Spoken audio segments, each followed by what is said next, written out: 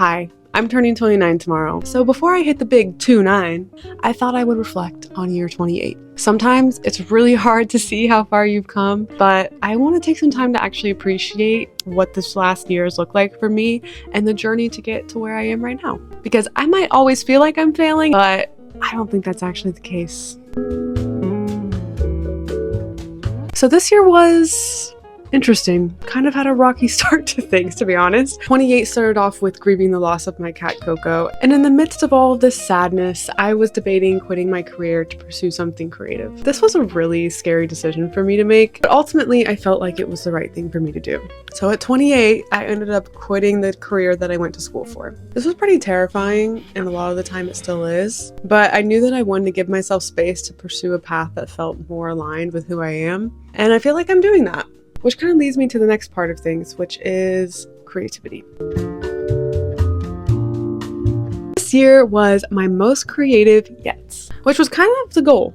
It's been very healing for me, but also really, really challenging. Being creative isn't as simple as just making stuff. For me, it's been a huge mental battle. One where I'm dealing with my inner critic, my fear of putting myself out there, fear of judgment, but with that, it's also an invitation to grow and evolve. And it feels like this is the year where I'm choosing me and creating a foundation for the life that I really want to live. Some other highlights of 28, we adopted our cat Callie, and she's been a nice addition to our family. Two of my friends / former teammates got married, and it was really beautiful to be a part of that. One of my high school friends also just had her first baby, and then two of my college teammates / friends are pregnant right now. I also started my first run club in October with a couple of girls, which is crazy because we're about to hit a full year. My boyfriend and I moved into a new apartment, which took me some time to get adjusted to, but I feel settled now, thankfully. We visited my home in Illinois and family there, which was it's always so nice. I had a lot of friends visit this summer as well. I baked more this year, the best thing being this pumpkin chai tiramisu thing I made. Bomb. I kind of surf less, but that's okay. I did some pottery, some collaging. Is that a verb? Collaging. And overall, I just did a lot more creative stuff. But probably one of the best steps that I took at 28 was taking classes at community college. I took an acting class and a film class in the spring of this year, and what a freaking game changer that was. I discovered that I really liked acting, which I did not expect. I also made 2 short films, and I acted in some of my friends' films, which was really fun. I created more YouTube videos, and I just grew a lot in my skills with like editing and making films and just content creation. It's really been such a blast. I've been really fortunate because I left my filmmaking class with this great and talented group of friends, which is something that I was searching for since moving to San Diego. So I'm really, really grateful to have that now.